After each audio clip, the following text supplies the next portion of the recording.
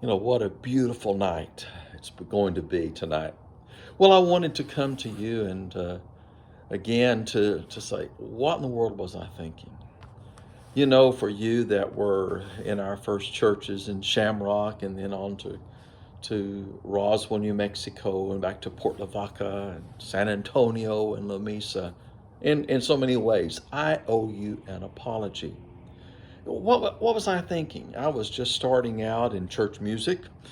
And back in those days, in the 70s and 80s, church music ministry, it was more the thought than even talking about worship.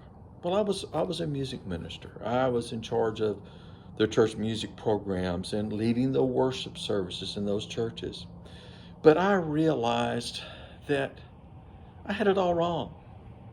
I was doing it for the wrong reason. What was I thinking? You know what I was trying to do? First of all, I was trying to please myself.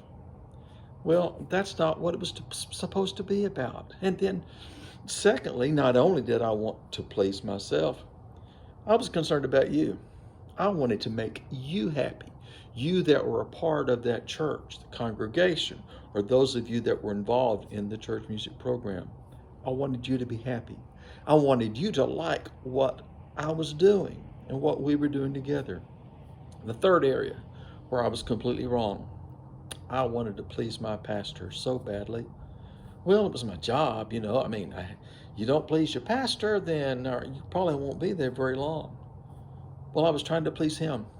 I was trying to please you that were a part of the church. I was trying to please myself.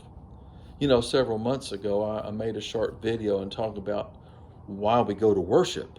Well, why we go to worship, it was to worship God.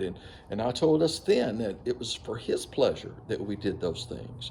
And what are we going to take Him as an offering? It's the same thing with church music of any kind, church music ministry, whether it be with choirs or orchestras or worship teams, whatever it is in church music. We do it so many times for our pleasure, to practice our skills, to be with believers. But we should do that for Him just as well. He is the one that needs to be pleased. More than pleasing myself, more than pleasing you, and I want you to be pleased. More than pleasing my pastor, who has the right to say, hey, you're out of here. It's not about pleasing my pastor. Not about pleasing you. Not about pleasing myself. So if you're a church music leader tonight, as you see this, whatever time you see it, if you're a church music leader, you know what? Yes, it would be wonderful if you can enjoy it. If you don't enjoy it, you won't do it a very long time. But the first priority is not for you to enjoy it. And you that are part of congregation, church members that sit out and participate in the worship services, you don't like the music? That's too bad. It's not about you liking it. And we are wrong as leadership to always think about, gotta please these people. I've got to please these people. You're wrong when you leave a church because you say, well, I just don't like the music. Remember, it's not about you. It's not for you. And pastors that may see this video, and I know there are some pastors that view these short videos that I make, as much as everyone wants the pastor to be pleased, I think you would agree with me. It's not about your pleasure. You're not the one that's to be pleased.